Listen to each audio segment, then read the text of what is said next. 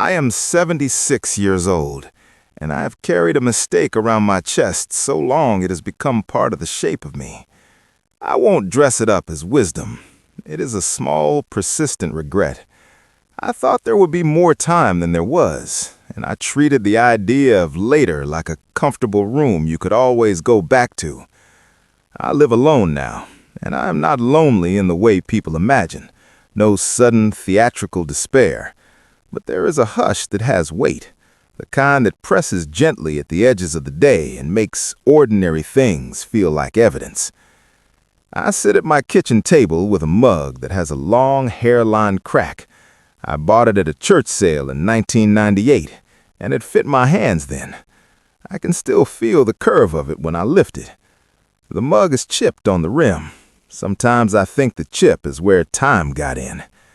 I count my mornings by the little routines that refuse to change. The kettle's click, the way the sun comes through the blinds at a slant at 9 in March, the bills that still arrive in envelopes with my name handwritten because I never taught my granddaughter to set up automatic payments the one time I had the patience to show her. Those small, stubborn particulars are the bones of this life. When I say I'm not lonely, I mean my days have the texture of company. Neighbors who nod in the hallway.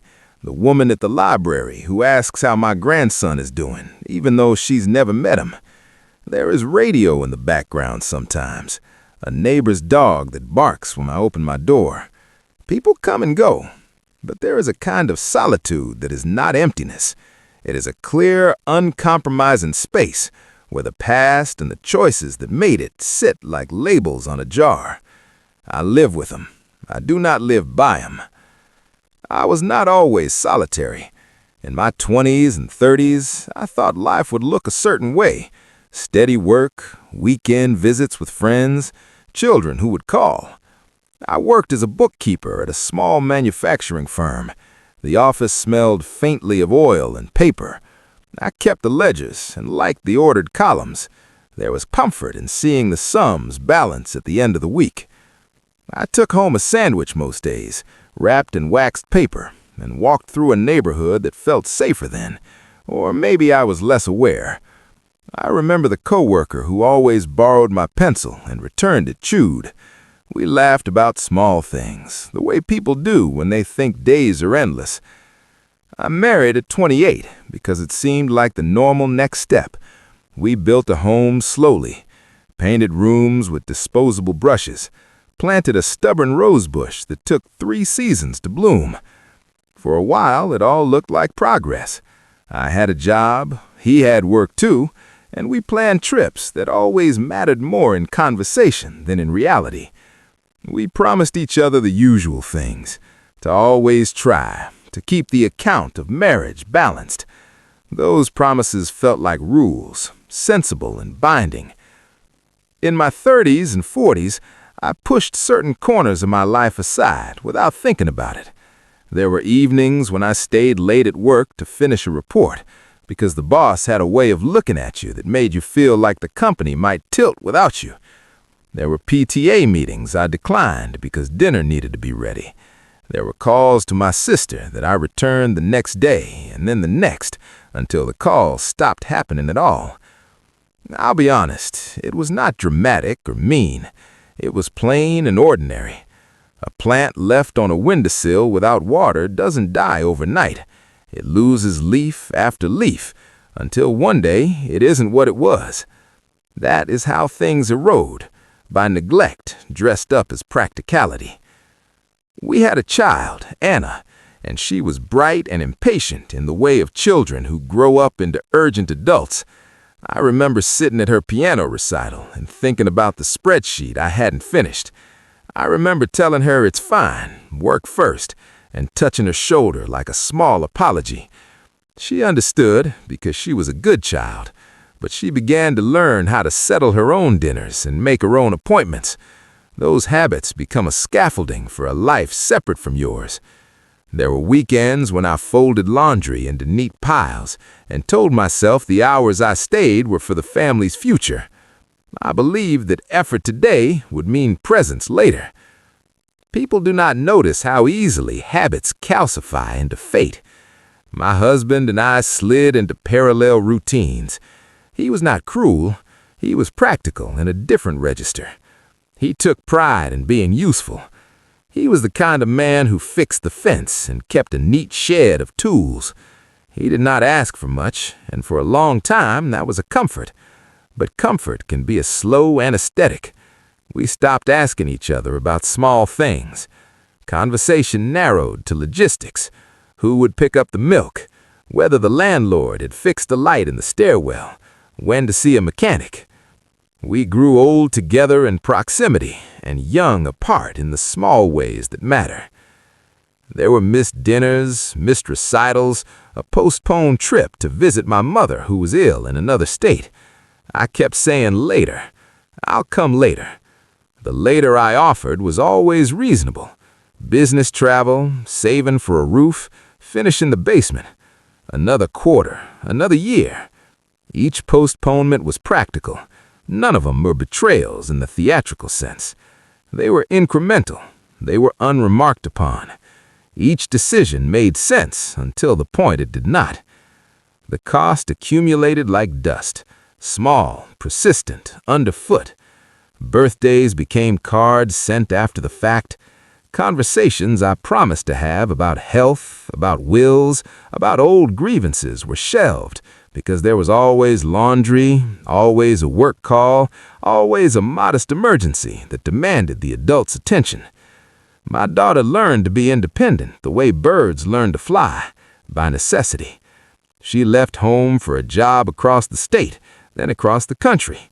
We promised to call. We did call sometimes, Skype once in a while, text that read like postcards. Her life filled with a career, then a marriage, then children. Mine continued to have the calendar pages torn off slowly in the company of practical tasks. The day irreversibility arrived was not cinematic. There was no single flash of thunder.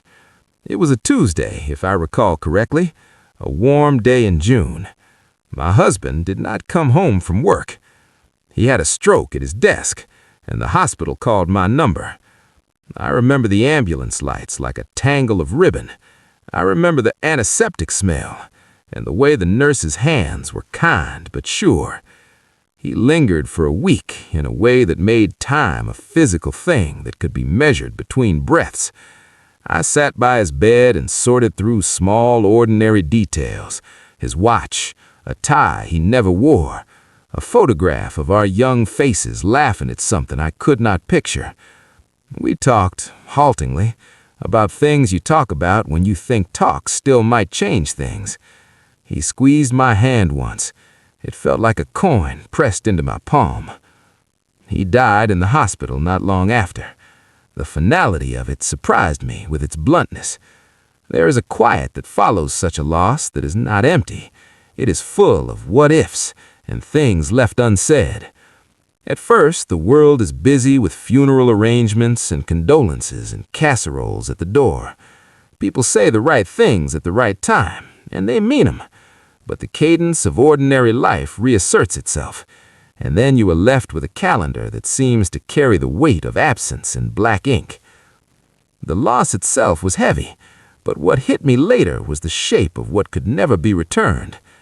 My husband's death was a single, irrevocable line, but layered on top of it were the small losses I had allowed. Missed nights of listening when he wanted to talk about a dream. A holiday meal where I stood up to clear plates because there was laundry waiting. The quiet dissolving of our private jokes because neither of us felt we had time to tell them. Those things had vanished in slow increments. Once gone, the particular warmth they gave our days could not be conjured again.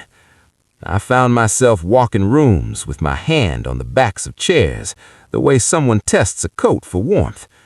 There was more. My daughter did not come when I needed her to. She was, in small and human ways, difficult to reach.